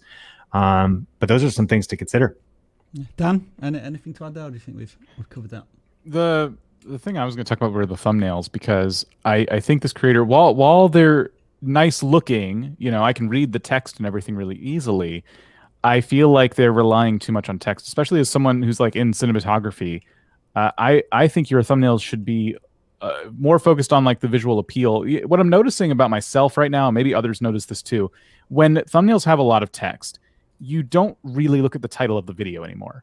You find yourself reading the text of the thumbnail. And what you've done is you've literally cut your real estate in half on your one video. So you have the title and the thumbnail that could have worked together, but because your thumbnail did the heavy lifting, I didn't even look at the title to get the full picture of what your video was. So you kind of, in a way, missed a chance for me to get convinced enough to click on your video, if that makes sense. So just something to consider, because when your thumbnails have no text, I have no choice but to read the title if it's a good looking thumbnail and it's intriguing me and it's giving me kind of a light bulb moment of like, ooh, that looks like a video about getting drone footage. And then sure enough, the title delivers, and then I click. All right, we will give you another 15 minutes maybe to do some more Sean memeing. In the meantime, let's pick another random channel. I think we'll go for a gaming channel this time. And we're at 290. And let's see what we have here. I think they describe themselves as maybe a comedy gaming channel. All right. Let's be the judge of that. Sharkus AF. So they've been on YouTube for 6 months and not that much content for a gaming channel over that period of time. But are we getting what Dan and I describe here as a dank meme channel? And what we mean by that when we say a dank meme channel, Sean, is that we're not really sure what this channel's about. It's got some sort of comedy in it, maybe skits, meme type of thing. And then it makes it very difficult for us to try and nail down the channel. But I don't know, I could be wrong. Dan, what are you getting here as a vibe? I think I am too. They seem to have a heavy reliance on other creators and things like that in their thumbnails. Clearly they're trying to, that comedy gaming is like shining through in their thumbnail design. I think what might be affecting them is a couple things. It's one, a lack of content, and two, maybe the topics they're covering are just a little dated by now. Among Us, even 2 months ago, I think was kind of falling out of the limelight a bit.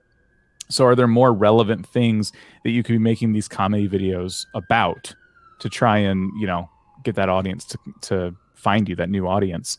It just takes time. And yeah, that one popped, didn't it? Yeah, it stands out, this one, maybe because it's a little more timeless. It's not relying on a game per se, and maybe it has a bit more searchability. YouTube gamer, I would definitely be looking at this video, looking at the traffic sources, and perhaps maybe the click-through rate and audience retention to see if there is data here that you can really leverage going forward. Just as an aside, sometimes we get questions about like, hey, is it possible to start a no commentary gaming channel? And we used to just say, you can, but that's gonna be tough. I've learned there is an exception. If you're going to do comedy with the game you're playing, you don't necessarily need commentary in those videos. You can do funny things with the characters and sound effects and music.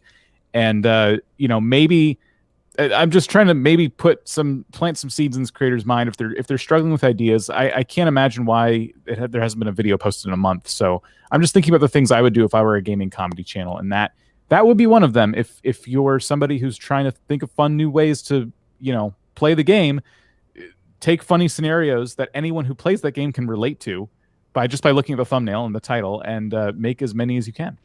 Also, just another thought that's jumping into my head. I'm seeing this thumbnail, best Oculus games. Maybe that is somewhat of a comedy niche they could go down. Like, how many comedy gaming VR channels are there? That could be the placing themselves in a unique area. Because Dan, I know you keep saying that VR is potentially the future going forward. The Oculus Quest 2 certainly made that a lot more accessible for people, and maybe it's going to continue to be going forward. Barrier to entry. I mean, that's a whole nother cost to you as the creator that a lot of other people aren't going to invest in their channels. That kind of, it has a higher barrier to entry. Sure. Let's move on to the next channel, and I think we're looking at a tech education channel here. Let's just find a screen to load this up on. All right, Social DigiTech. They have 3,500 subscribers. It looks as if this may be an Indian channel or a Pakistani channel, and so and maybe kind of hitting that by 2 languages, obviously 2 different languages on some thumbnails. Yeah, so we often see this where I think because English is very often a second language in this part of the world, they tend to mix the titles with Urdu or whatever language that is. I do apologize if I'm getting that incorrect. I think it's just an accepted style of thumbnail in that area. What I'm interested in here is the number of subscribers versus the current view counts, because it looks as if whatever videos you've made in the past, or maybe one particular viral video, has really clicked. And so I look at these, These look as if they're maybe clips from films or television, reaction or something, and they don't relate at all to the content that you're making now, perhaps. I think this is still all tech content. Yeah.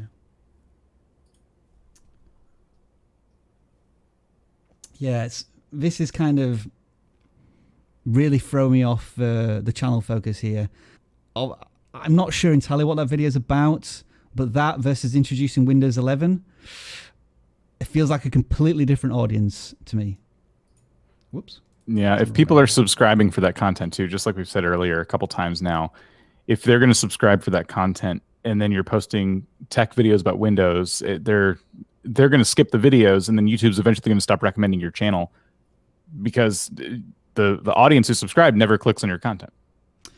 So what do we suggest here? Does this channel need to silo into different channels for their different interests? Or do they need to unlist this other content, even if it is popular, because it's bringing in the wrong audience? It feels as if this channel needs to really take 5 steps back and say, right, for the next 12 months, what is the channel focus? Yeah, I mean, focus is power. And I really encourage people to not try to start multiple channels unless you maybe have a second channel that's more of like a hobby, an outlet, a place to, you want to be creative, you want to drop some things. But to get the most, we all have limited time. So I think focus would be the move. And to say, okay, what are the themes I really want to focus in on? What is my unique point of difference, and what's the intersection of what's been working, of what I'm passionate about, of what I'm the best at, and what also has the largest growth potential, and then leaning in on that in a really heavy way. I think it's scary. I think niching down is scary. I mean, yeah. It's just we are afraid we're going to be limited. We're afraid we'll build something that's not going to work. We're afraid the niche is too small, and almost every case proves out that niching down is the most powerful thing to do. Seth Godin says, start small to get big. And I think that some also to that end, because I noticed you're highlighting Windows 11 there, sometimes you also realize that once you have influence, once you're known, you might expand to Microsoft Word or the suite of Office docs if you started. But could you make 100 videos about Windows 11, 200 videos to really, go deep there? And then what kind of audience would be interested in pivoting? But if you start niched, there could be a lot of power with that. I always use this channel as an example of somebody who has managed to break the mold of like a certain niche of a particular type of software, and then now they can do content on almost, I find this channel incredible, Sean, in the, usually when you want to know how to do modern data entry forms on Excel, you want to know how to do it in 3 minutes, but this channel can do all of this education in sometimes 10 minutes or more, and the view counts are phenomenal. I just think this channel has been able to build, they probably were niched at some point, like it maybe was Windows 11 or like video editors, but there comes that point of almost like critical mass where once you have enough of an audience and they trust you and you have credibility with YouTube, you can start to take them on a journey wherever you want to. And I think this is an example of a channel that's done it, but they're still within the, I guess, software education space, as opposed to our hero channel that we're auditing here, where they have not only Windows 11, but they also have, I think, YouTube education content here. And then I saw some stuff about cricket as well. Very many different strokes for different folks, and you're not going to be painting onto each of those folks that often. That was a really butchered metaphor. I do apologize. It struggled a bit. It was I did. 4 out of 10. No, I would say it was 2.5 out of 10 done at best. Let's move on to a gaming channel now, and let's see what we have here. I see that they're a Let's Play channel. And what are they playing with 300 subscribers? All right, so I think here's a good example of where the moment I load up this channel and I see these thumbnails, I know exactly if I'm in the right place or not immediately, because it's Minecraft content. Just with the boxes and the arrows and the really punchy greens. So I think the messaging here is brilliant. and they tell us their quality Minecraft content. So this is why I speak about spending twice as long on thumbnails and making them half as complicated, because I just instantly get this channel. Whether I want to stay or not is another question. And if I can make that decision very quickly, then it's also good for finding the right target audience. Dan, what do you think on this one? Yeah, I'm really encouraged by the thumbnails for sure. And I like, their last video was posted a week ago, and I feel like it could have a lot more potential for more views. Maybe it's just because they're newer, but that's exactly the type of Minecraft video I see all the time now. That is what's on trend. I beat Minecraft with custom potions. People basically modding the game and giving themselves these crazy challenges to do. And that is like a trending topic right now in the space. The fact that it doesn't have a lot of views could just speak to the channel's age. Maybe they just need to make more content like that. We did see that was from, again, a week ago. So it could just be a matter of, the channel's 6 months old, just needing to post more. But they have the right idea for sure. I just want to go back to, I think, a point that Sean made, I think like an hour ago at this point, just experimenting with different things on their channel. You can see like how this channel has gone through a thumbnail evolution. Like, they probably watched YouTube education channels about how you should include the YouTuber face, and they tried that for a while, but it didn't work for them, I don't think. And now I would argue that these thumbnails are even better than where they were before. Sean, we haven't really, I don't know if you do want to maybe add anything about just, do you have any general thoughts about gaming channels, or are you happy for us to keep tackling these? Well, one of my top tips is just taking one of your tips, Rob, and that is using the vidIQ, thumbnail tool. And two observations here. The thumbnails that are being produced are like best practice. You could tell that you kind of looking at the big channels.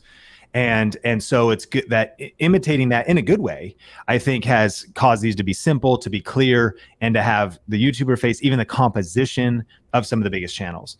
But the tip you brought up when we were streaming the other day, Rob, was, but you want to stand out. So if you're gonna have a breakout video, or if a video is gonna show up in search, maybe that teaches a particular Minecraft skill. Maybe you want to go an alternative, like an opposite color scheme, or something that's opposite. So out of the 4 thumbnails that all look the same, because these are done very well, but now they look the same of a lot of Minecraft thumbnails at a high level. So what is maybe doing the opposite? When the majority is going a certain way, sometimes one of the best ways to stand out is to be completely different strategically. I remember in the YouTube education space when Brian G. Johnson started to use very almost like vomit colors, really bright greens and bright yellows when everyone else was using blues and reds and so on, and he really did stand out with some. Or all red with one word, like just red thumbnail with like views. One word in the center, and had some incredible breakout success with some of those videos. Great example of different is better than better.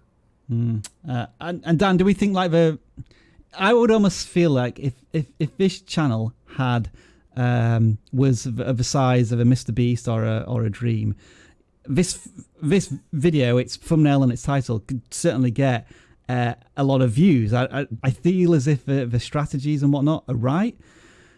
I mean, sometimes we recommend smaller channels think about doing educational how-to content, but I don't know if that advice would really fit with this channel.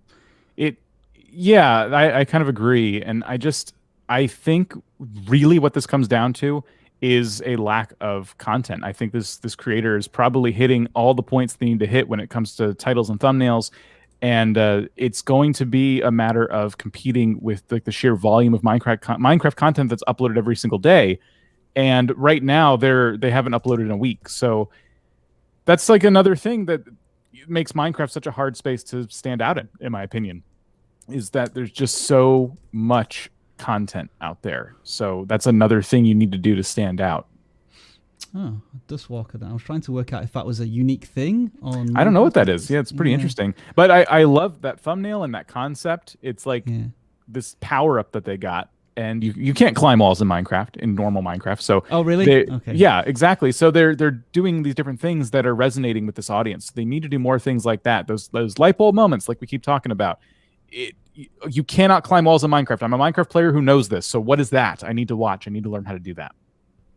You are more than welcome, Chris, for the audit. We hope you found it useful. Let's see what else we have in the tweets that we got going on here. There's a new Jonk animation. Oh, I'd have to. Who's that? I guess is that the creator? Oh, there we go. Validation there for you, Sean. You've managed to get another creator above 1,000 subscribers. That's awesome. That's a good one. Oh, that is a very good one.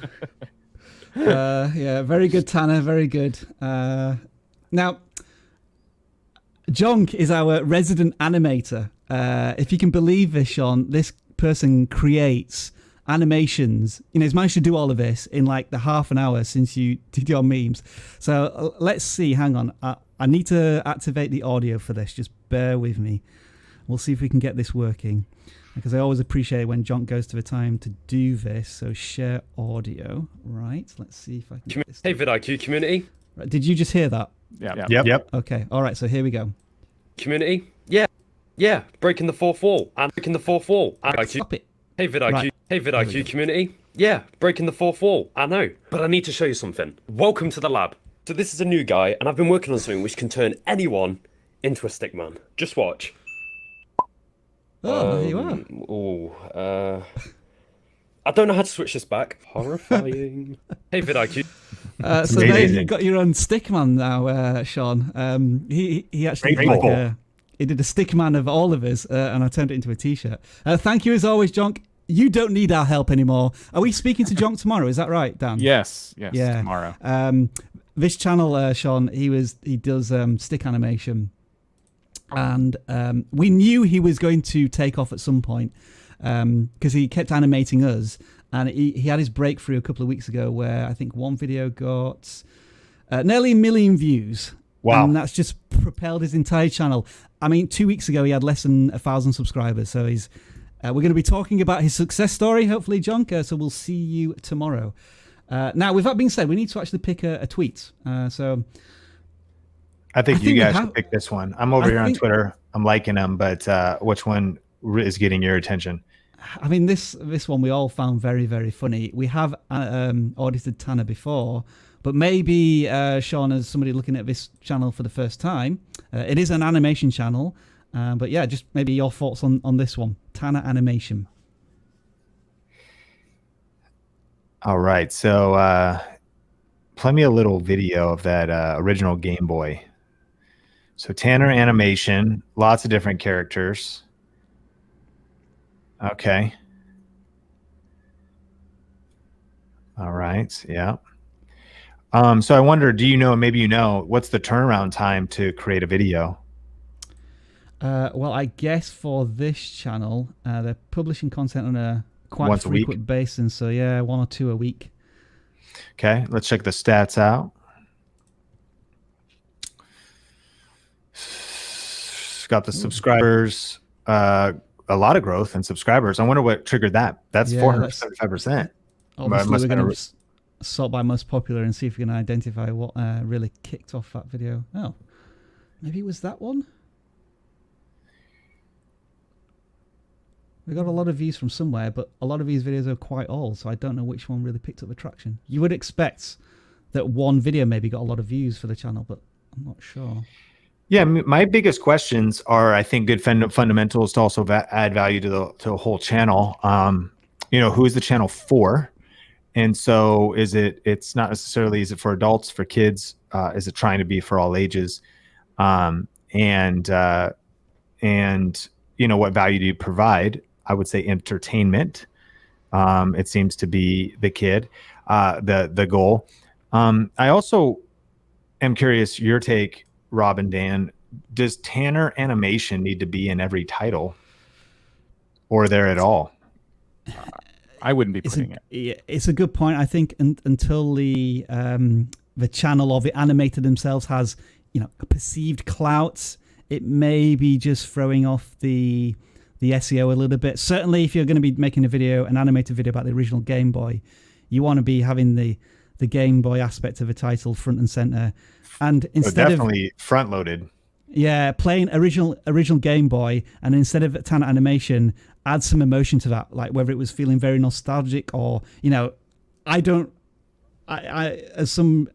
what the cultural impact of a Game Boy, but maybe Tanner, who is you know, under 20, maybe doesn't understand the impact. So, or, you know, some sort of angle that you can add to the title to give it some more oomph. What was the original Game Boy and why was it amazing? There you are, Dan. Oh, brilliant. There you go. That's a title for you. Yeah, I mean, I like the simplicity in the thumbnails. It looks like some shorts are happening. Mm-hmm. Yep. What's your philosophy on uploading thumbnails for shorts? And interestingly enough, sometimes I feel like it's kind of nice. Aesthetically, it's not pleasing. However, it becomes clear that they're shorts, and in terms of being found by shorts, it doesn't matter, and it saves you time by not having to create a thumbnail for shorts. So, Dan and Rob, like going forward, what do you think? So my attitude is that if I didn't put custom thumbnails on here, it would make the channel look ugly. I don't know why shorts appear as a shelf on desktop. That confuses me a little bit. If it was just on the mobile app, then I probably wouldn't make custom thumbnails. And I'm spending very little time. Yeah, as you can see, it's basically a template. I'm spending more than 5 minutes. What about you, Dan? When I noticed I was getting a lot of views from browse before my videos would ever even hit the short shelf, I started making custom thumbnails because I wasn't sure if it was browse but still on a short shelf, just in a different spot. It kind of confused me, and just in case, I started making thumbnails. But all I would do was take a freeze frame from the video and just make it a little bit bigger. I would do very, very little work to it just to give it just some kind of clickability, so it didn't have that ugly vertical box on it. Yeah. How often are people seeing the shorts thumbnail versus it just being lined up next in a shorts player? Right. As far as I think YouTube posted a video, the Creator Insider team posted a video very recently saying that they don't have any current plans to change thumbnails, provide custom thumbnails. So it is interesting. I think the Legal Eagle, I think they're a good example of just doing a template. Very, basic templates. You know, it's there. They have a custom thumbnail, but they're not really spending a lot of time on it because I know they do a lot of shorts. Yeah. Folded arm league lawyer with some text. He was saying a lot of his traffic still comes from, again, desktop or just from subscribers, not necessarily from shorts viewers, but you also have the chance to be recommended there. So I suppose you're hitting it from both sides. We, our top short right now continues to get views, 43% from the shorts feed, about 1,200 views every 2 days. 20% from suggested videos. So 43% shorts feed. That's not, thumbnail doesn't matter there, right? Suggested videos, though, that's desktop, correct? Or mobile, but like at mobile, the end of a video. Not in the shorts player, Yeah, not in the player. So it may be pushed. It may be playing after the end of a video or whatever, or interesting. Yeah. Because we sort of lately have been committed. A really interesting person who's crushing it with shorts in education is Chris Doe and The Future. And they're not doing thumbnails. And he's a design guy. So he's obsessed with design. That's his thing. Yeah. He's a great designer. He's an all-time designer. He's designed stuff for big brands. But he was like, form over function. He goes, it saves time. And so they don't do, I was like, it makes the channel not look as good. He's like, yeah. But and they're crushing with their shorts views. I'm sure I had one shorts that was just still giving me views, but I can't find it. So we'll move on. I don't want to spend too much time on that. Let's. How much time have we got left? All right, a little more time. So what I'm going to do, Sean, is I'm going to wrap all of these images up into a nice little memes of a week, and I'll send it your way for next week to enjoy. Thank you for all of the submissions. Fantastic as always. And let's see what we've got left. What did we just audit? Was it a gaming channel or a non-gaming channel? I think it was a gaming channel, wasn't it? So we'll do. I think so. Yeah, so we'll do a non-gaming channel this time. And I think we have our second Lego channel of the week. There's always a little bit of a theme, and it is Loft. And so how are they different? So I think immediately stop motion animation just from the thumbnails. Yeah. Interesting. And some shorts as well. I was going to say, if they're not doing shorts already, they absolutely should be. But yeah, it's good to see. Just as an example. Yeah, I would say that's stop motion animation to me. Oh, so it looks as if this is a play Minecraft in Lego as stop motion. That's a really cool idea. Yeah. That's going to take a while to make, too. You got to sync up a lot of sound effects. And yeah. Huh. But view counts are very healthy. 2,500 subscribers. You know, I don't know why, but I see these and what's coming into my head is My Little Pony. I don't know if I'm aging myself a little bit there. I don't think it is. I'm just seeing like this image, a Lego Raya. Yeah, I think Ray is a different thing. Almost definitely. But they're getting a lot of views whenever they have that dragon. And let me just sort by most popular. That's a superpower, their channel niche, in a nutshell. What a good thumbnail, that first one there. Yeah, 500,000 views. So this is an interesting one, isn't it? Whereby it's clear that a lot of audiences discovering the content for this one video, and maybe every 1 in 4 or 5, they're continuing to supply the audience with content, but also they're experimenting with other things as well, which I think is a healthy position to be in. They realize the foundation of their channel, but they're also experimenting beyond it to take their audience on new journeys as and when. The how to make digital art, or how people think digital art is made, is kind of out of left field for me. I encourage experimentation within the realm of like Lego and remaking movie scenes and things like that, but just digital art with like the pen and the laptop, that's not really what this channel is in from my perspective. So that might be something you have some expertise in, but maybe it just doesn't belong here.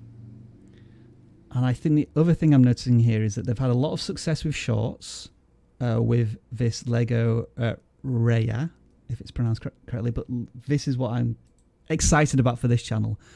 They've managed to make long form content on the same topic, and they've still brought in a relatively healthy audience. So what I will be doing now is making more long form content to see if our audience continues to transition from short to long form content. And just as an example that Dan and I have talked about before, this channel called Block Facts that was doing nothing but 27-second shorts about different Minecraft objects for months and months and months.